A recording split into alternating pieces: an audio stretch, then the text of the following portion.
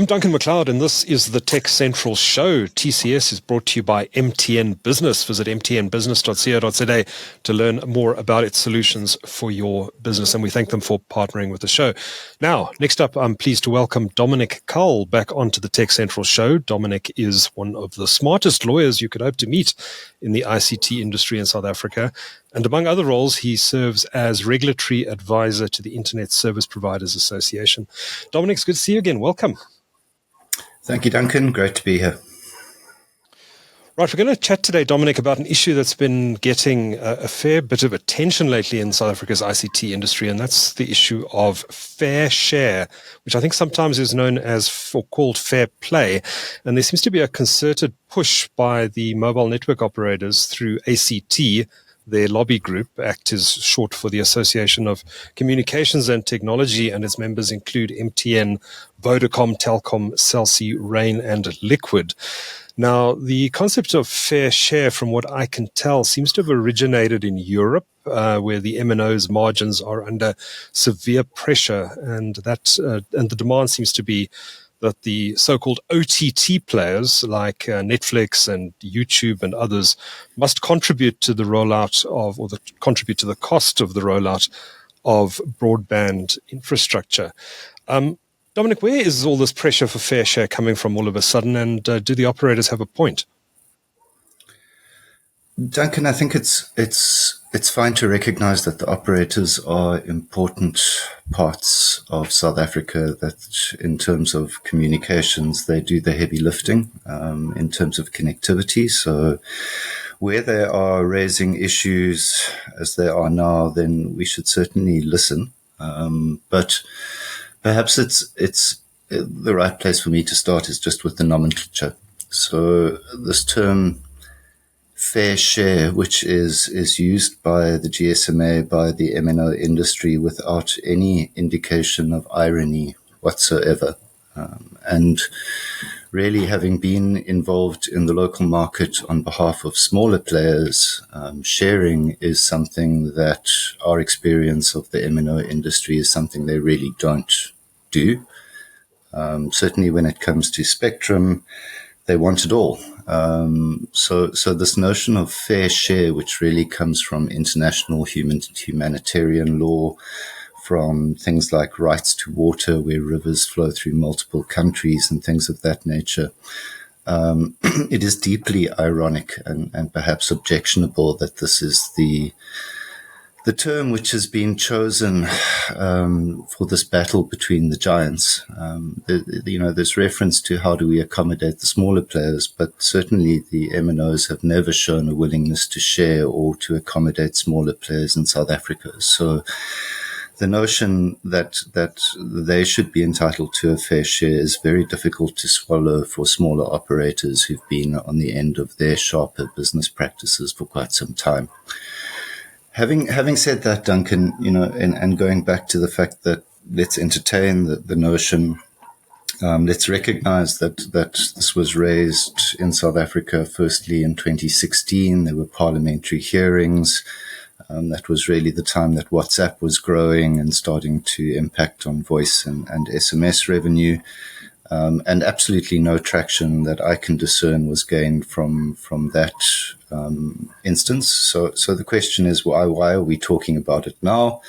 And partly that's to catch the ear of a new minister.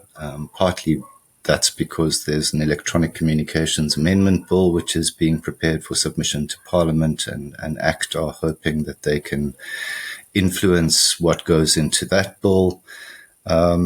And partly because of developments in Europe, as you've alluded to, and I think you carried an article by the esteemed Dr. Ngaba, who really dealt with the European argument. I think his view was it's not wanted or needed in South Africa. We have a very different context.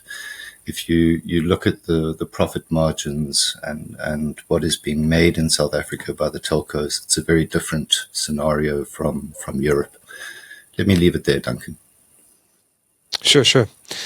The demand that the likes of Netflix make some sort of contribution to the rollout of network infrastructure.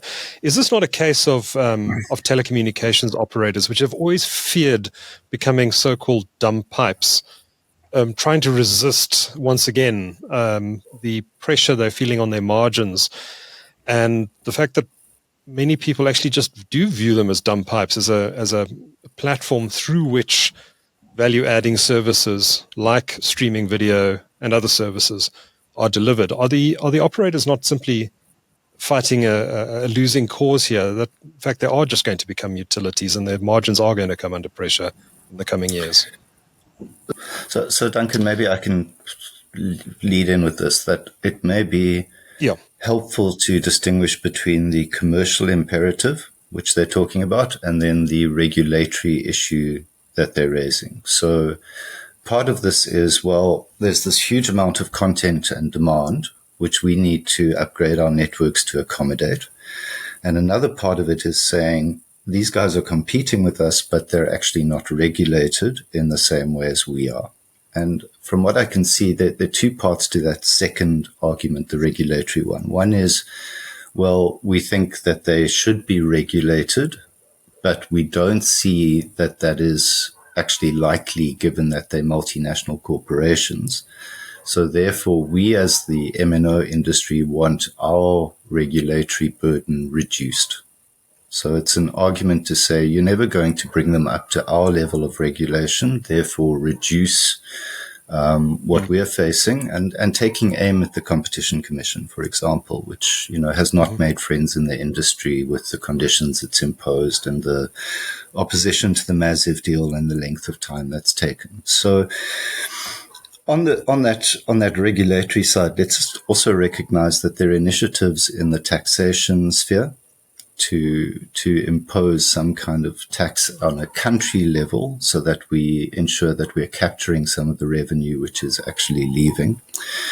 There's for the Netflixes and the YouTubes of the world, they have to deal with the Film and Publications Board.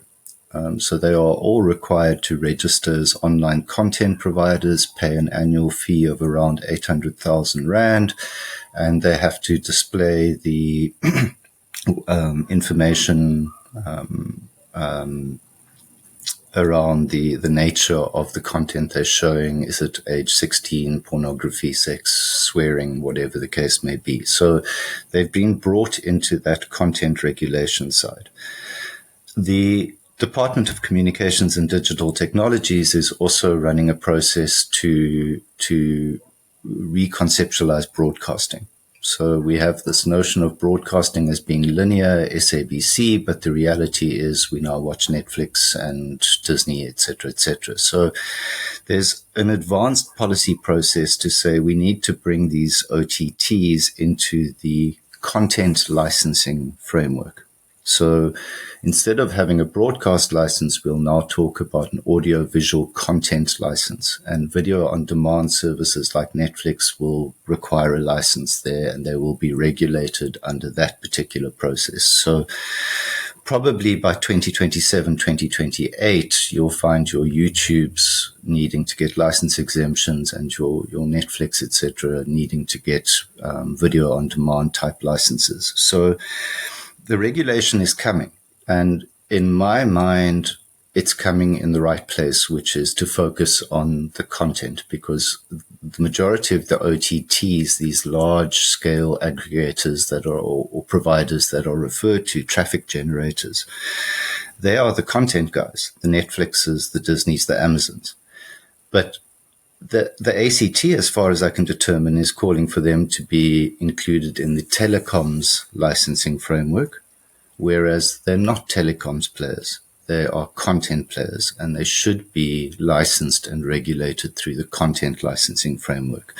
So as an unconverged lawyer who doesn't know what broadcasting means anymore, I don't want content licensing issues brought into the Electronic Communications Act and the current framework we have, which actually works really well. So I think ACT are a little bit misguided in terms of saying we need to now amend the ECA to bring a content licensing category in. That's being done correctly through the broadcasting policy reform process. So let's not say that these guys are unregulated, because increasingly there are movements to bring them into the local licensing and local regulatory framework, and that deals with a lot of what's being raised. Another part of the regulatory argument is that a content service is very different from an underlying carriage service. So you want me to say, but we as network operators have different forms of regulation to content providers. Of course you do. Your underlying obligations are about quality of service, about throughput, about coverage. Their underlying obligations are going to be about online content control and, as you're carrying this morning, things around elections. So lots of processes to deal with the OTTs. And that really brings us back to an argument from ACT and others that this is a commercial issue, which, goes back to we're struggling financially. I think Dr. Ngaba would say it's a little bit like the courier companies being required to pay for the roads that they deliver parcels over. Mm-hmm. But it gets a little more interesting and perhaps a little bit more complex in that some of the content companies, and I suppose you can include Meta in the content definition, are actually investing quite a lot of money in infrastructure. Google as well. Google, of course, built the Equiano cable that saved our bacon last year when 4 cables went down in West Africa. Meta has invested into Africa, and they're also investing and partnering with telecommunications operators across the African continent to deploy fiber infrastructure, particularly long-distance fiber infrastructure. And that doesn't seem to get mentioned much by the telecommunications operators when they're calling for fair share. Would maybe just talk a little bit about that and the infrastructure investments that some of the so-called OTT companies are actually making on the African continent, and how does that impact ACT's call for fair share? I think what it speaks to is that despite this call for fair share, which almost sets up these two industries against each other, so the OTTs on the one side and the network operators on the other side, what it shows is that they're already deeply enmeshed. There are multiple business relationships between the MNOs and the content providers, from resale of content on the one side through to we buy capacity on Equiano and to Africa. So we're actually using your infrastructure to satisfy demand, which has nothing to do with you. So it's a valid point. Again, I think the fact that we're getting all this submarine infrastructure and increasingly in-country infrastructure is something that we do need to look at. If a Google is coming in and lighting up fiber, then it is required to be locally licensed and will be subject to exactly the same regulation as the MTNs, Vodacom, Cell Cs, etc., etc. We need to be careful as South Africa about just allowing that infrastructure to come in and replace and compete with what we've got without there being fairness. That I can absolutely buy into, because that's comparing apples with apples. It's an infrastructure player and an infrastructure player. But it's a very different thing to look at these different levels of the value chain and try and tie them together in the way that ACT is trying to do. How does it affect internet service providers? I mean, ISPs are obviously carrying a huge amount of traffic across their networks. A lot of it, I imagine, is Netflix and YouTube. What's the view of the ISPs on regulation and fair share? Is there pushback? Is there perhaps some views within Ispa that actually maybe some of these OTT players should actually be doing it? Yeah, and probably on two levels. One, there's recognition that the increased traffic means increased revenue, just in terms of the underlying connectivity product you're selling. And then, the fair share arguments, again, they tend to pit the larger operators against the smaller operators. So ACT is speaking for its members, which are incumbent large operators, And it talks in its white paper at some stage about, well, we'd have to figure out how this works between the larger and the smaller operators in terms of the balances which need to be made. Again, historically, Ispa members' experience is that you haven't been able to approach the MNOs to get any kind of resale deal or any kind of sharing of their relationship with their customers. Until this recent MVNO explosion, you would have to go to Vodacom to buy Vodacom data. And the ISPs have been trying to get in there for decades, but just being met with a blank wall and trying to use regulatory obligations with a weak regulator and a strong incumbent just simply doesn't work.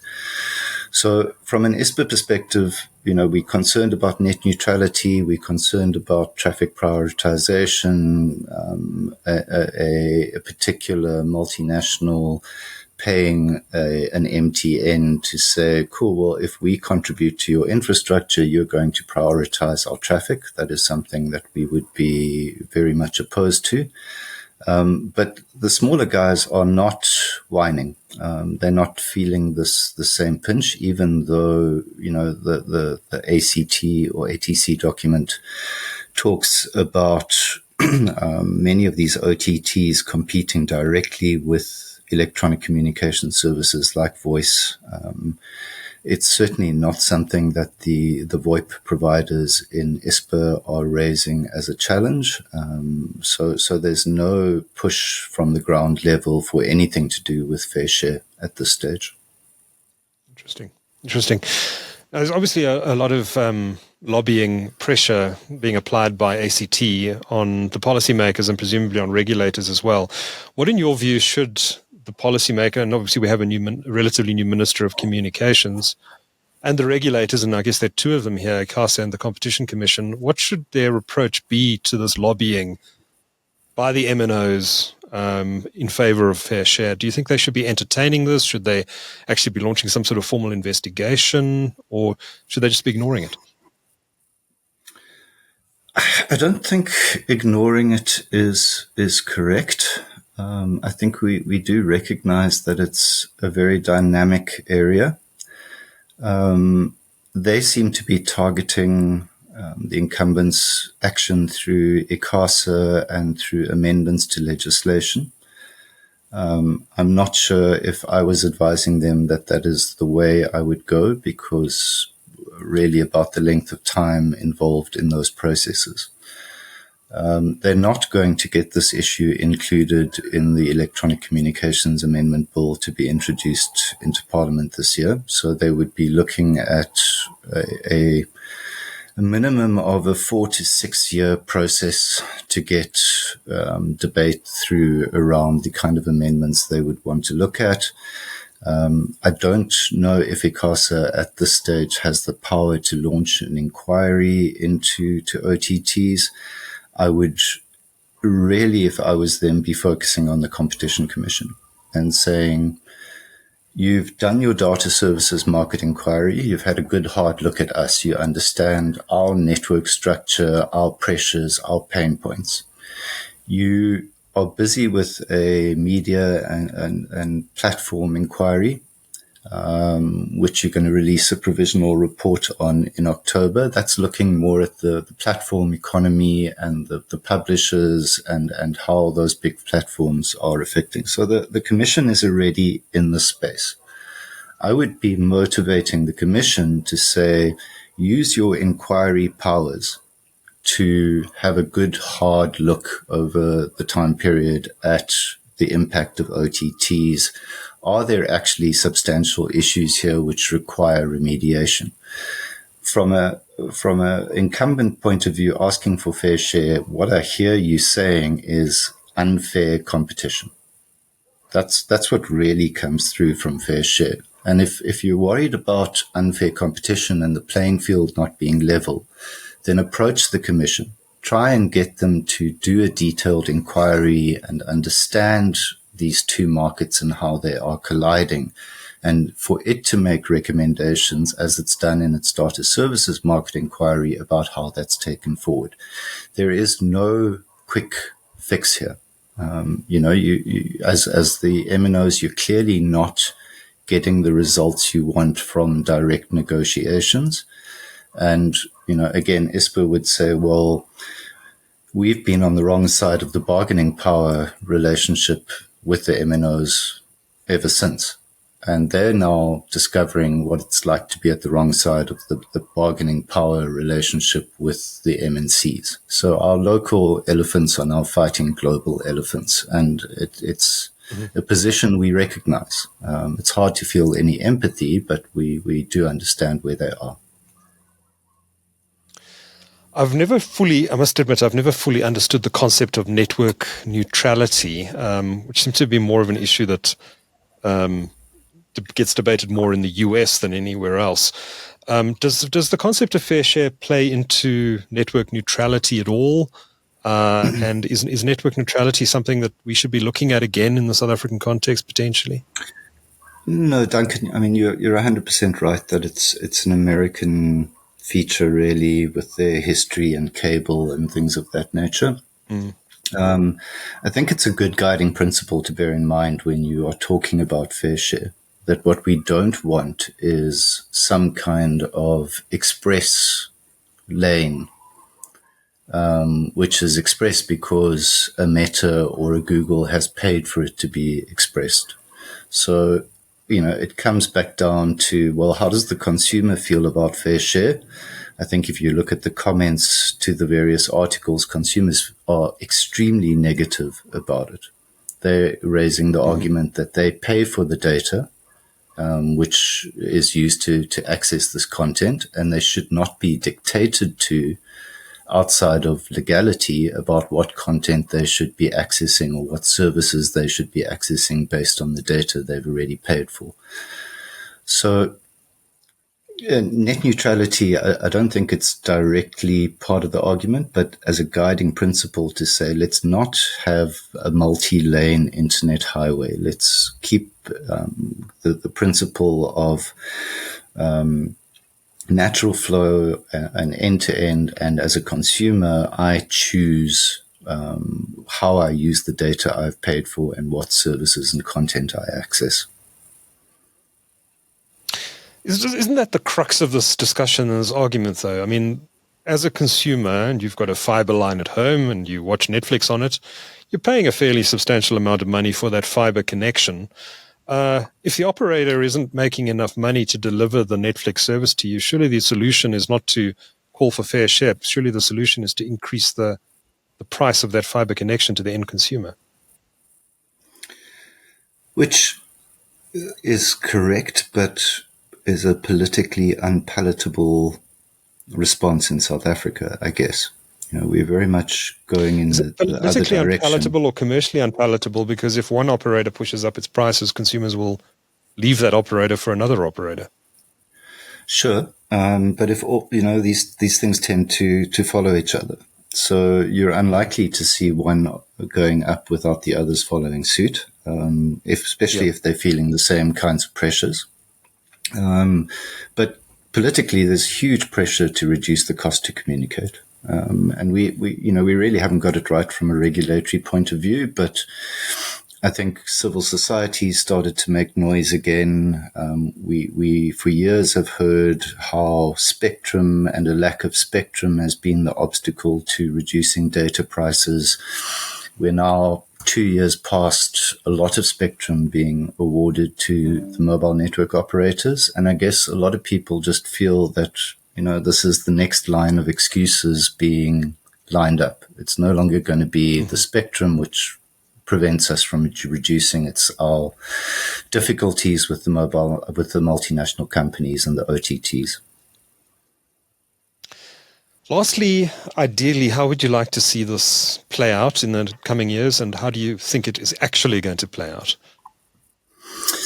Actually, how it will play out, I don't think there's going to be any material movement here from a telecommunications perspective. I see the action happening in the broadcasting and in the taxation spheres.